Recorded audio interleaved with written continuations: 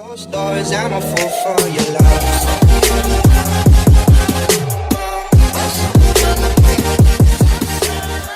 So far in this course, we've been dealing a lot with documentary, non-narrative style footage and editing it together, which is really different than editing a narrative, such as a film or even a commercial that has a narrative style shoot.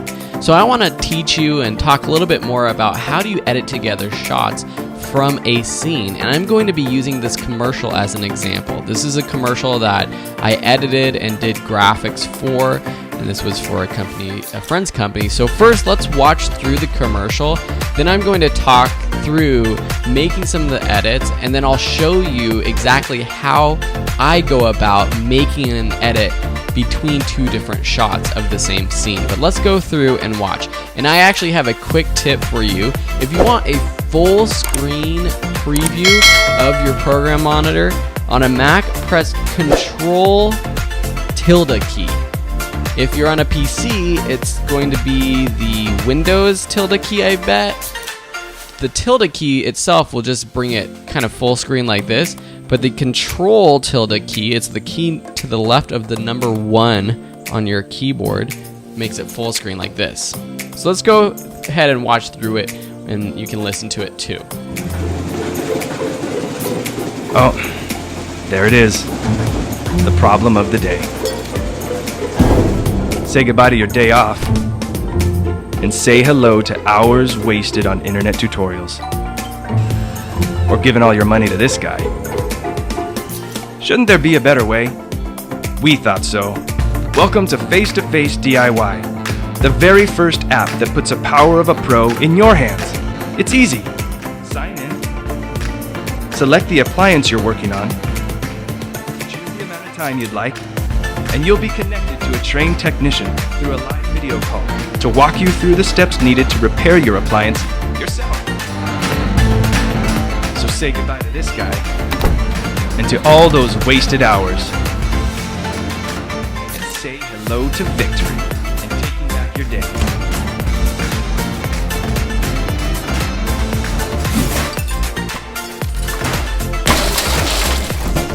Don't worry, we can help with that too. Welcome to a better life. Welcome to Face-to-Face DIY. Hi. Anyways, hopefully you enjoyed that commercial. It was a very low budget commercial, but we tried to get a more professional feel. All the sound effects were really actually free sound effects that I found online. The coloring was done by myself. We had a buddy shoot the film and a buddy act in the film as well, or in this commercial. The graphics that you see here, this was all done right within After Effects, and that's something that I did too. So if you're interested in After Effects, you can do this kind of thing with screens and the buttons and the motion of, that screen little popping out like that. So anyways, talking about the edit though, with editing between two shots, here are the types of shots I'm talking about. See this first cut from him eating breakfast to the washing machine, which this is a little bit of movie magic because this washing machine isn't even in this room. This is in a completely different part of the house. And then we have these few shots of his wife coming in and then the close-up to her face.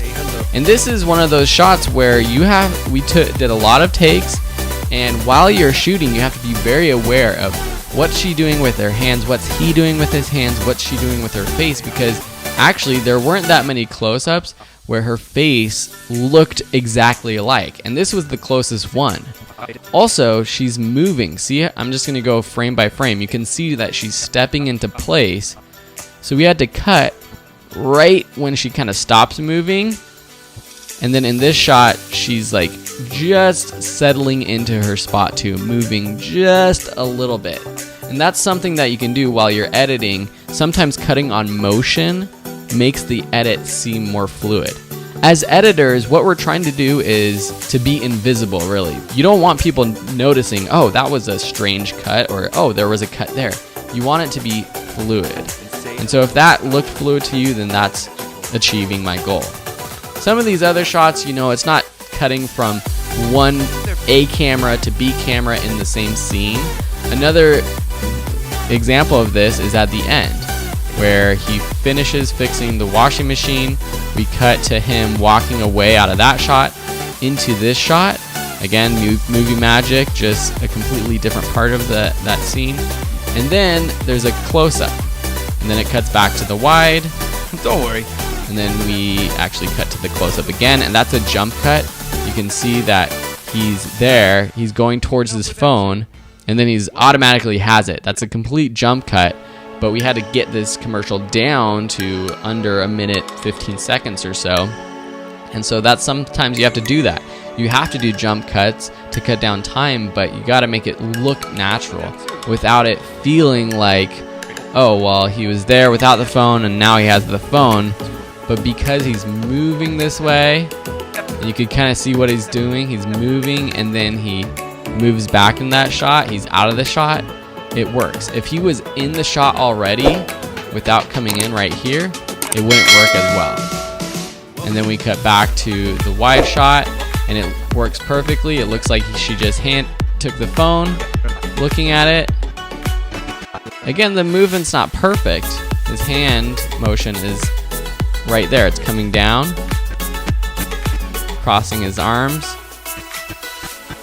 It's coming down and he doesn't cross his arms in that shot. See that? But if you're watching it play through at real speed, it's something that you don't really notice too much. And this shot, in the whole shot, actually I cut down a lot. It was a lot longer, and I'm going to show you that. So let's look at that and how I would actually edit this scene. So I've skipped a couple steps, but basically what I do is I bring down shot A on one time track in the timeline, and then I bring shot B on the next track in the timeline.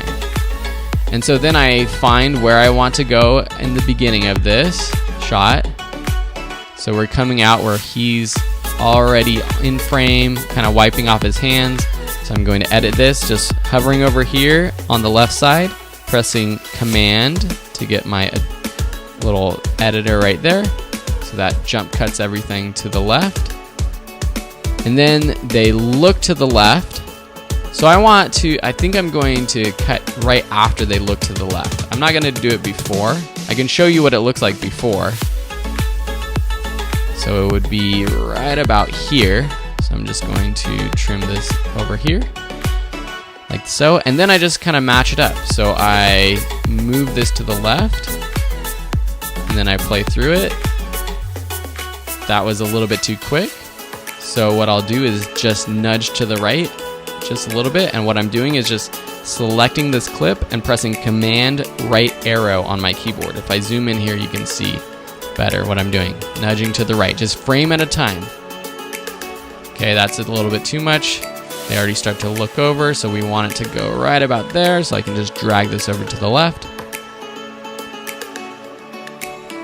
Interesting, but it's a little bit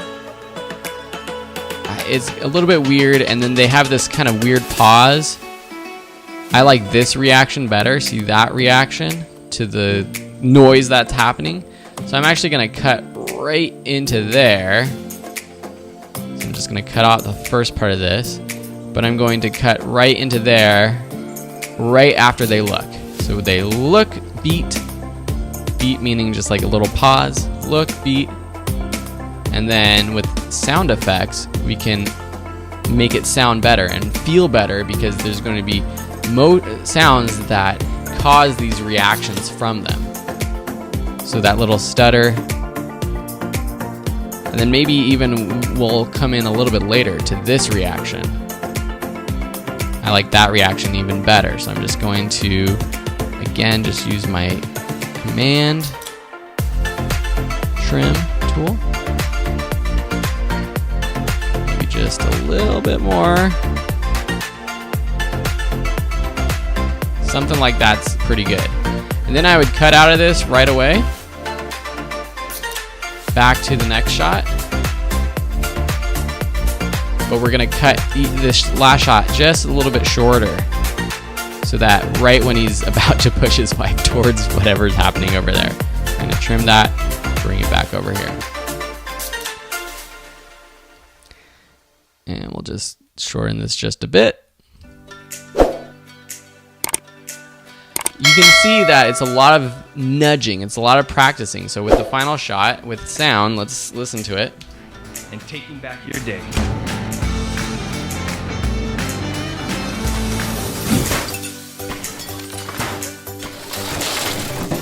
So lots of stuff going on in the background, the crashes that are causing these reactions. This wasn't something that we recorded on set. It's all done in editing. So that's a little bit more information about how I would edit a narrative film. How do you match together shots, the practicality of laying them onto different tracks and nudging them around. If you have other questions about this, please let me know. I've edited a lot of narrative films, short films, commercials. Documentary is my specialty, and that's what I think a lot of people are using Premiere Pro for. So that's why I geared this course for sort of non-narrative filmmakers. But I would love to help those of you out who are wanting to make more narrative films. Thank you so much, and we'll see you in another lesson.